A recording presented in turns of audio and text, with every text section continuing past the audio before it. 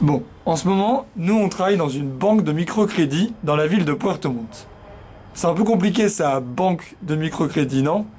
Déjà, on va essayer de se comprendre ensemble ce que c'est une banque. Bon, une banque, c'est un établissement dans lequel vous pouvez déposer votre argent pour qu'il dorme en toute sécurité, mais aussi, c'est un établissement dans lequel vous pouvez obtenir un crédit. C'est quoi ça, un crédit? C'est-à-dire que, bon, imaginez que vous êtes un explorateur très renommé sur cette planète et que vous voulez partir à la conquête d'un nouveau monde pour ramener de nouvelles espèces d'animaux.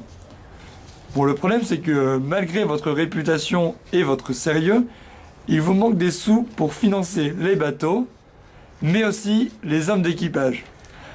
Et c'est là qu'intervient le banquier et son crédit.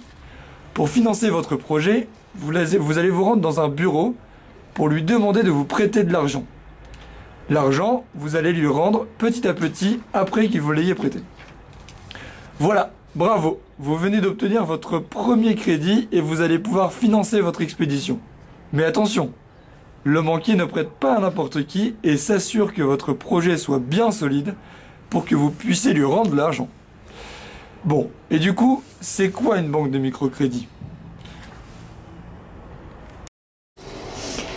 Eh bien en fait, c'est tout simple. Revenons donc au tout premier pas du microcrédit. Nous sommes en 1976 au Bangladesh. Mais en fait, c'est où le Bangladesh? Et c'est quoi la capitale? On attend votre réponse au prochain atelier.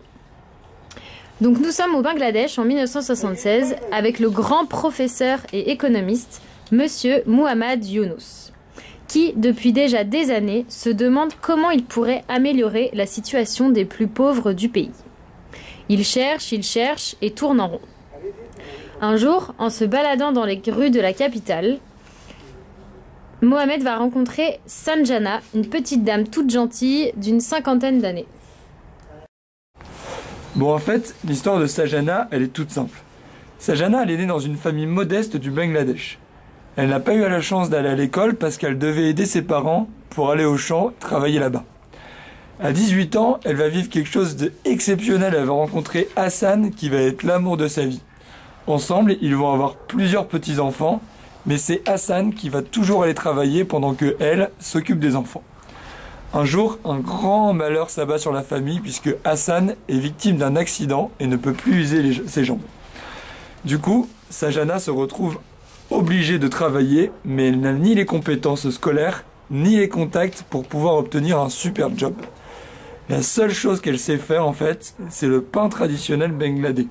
Du coup, Sanjana décide à se lever tôt le matin et à fabriquer 20 pains de plus que ceux qu'elle ferait normalement pour sa famille. Ensuite, elle va au marché et elle les vend. Les affaires vont super bien, mais malheureusement, ça ne suffit pas à payer l'école, les traitements de son mari et les factures. En fait, Sanjana aurait bien besoin d'un crédit à la banque pour acheter un plus gros four, mais au vu de sa situation, comme son commerce n'est pas très légalisé, aucune banque ne veut lui donner d'argent. En revenant d'un rendez-vous avec la banque, Sanjana rencontre donc le grand professeur Mohamed Yunus. C'est alors qu'elle lui raconte tout. Il se trouve que Mohamed dispose de 27 $ dans sa poche et c'est justement le prix que coûte le four à pain que voudrait acheter Sanjana. Il va donc lui proposer de lui prêter cette somme, mais aussi de l'accompagner en lui donnant quelques cours pour structurer son business. Et en quelques mois, Sanjana a appris à lire, elle tient un livre de comptes et elle sait maintenant qu'elle va pouvoir rendre les 27 $ à Mohamed. Aujourd'hui, les pains qu'elle fait sont super connus dans le marché et tous les habitants viennent lui acheter.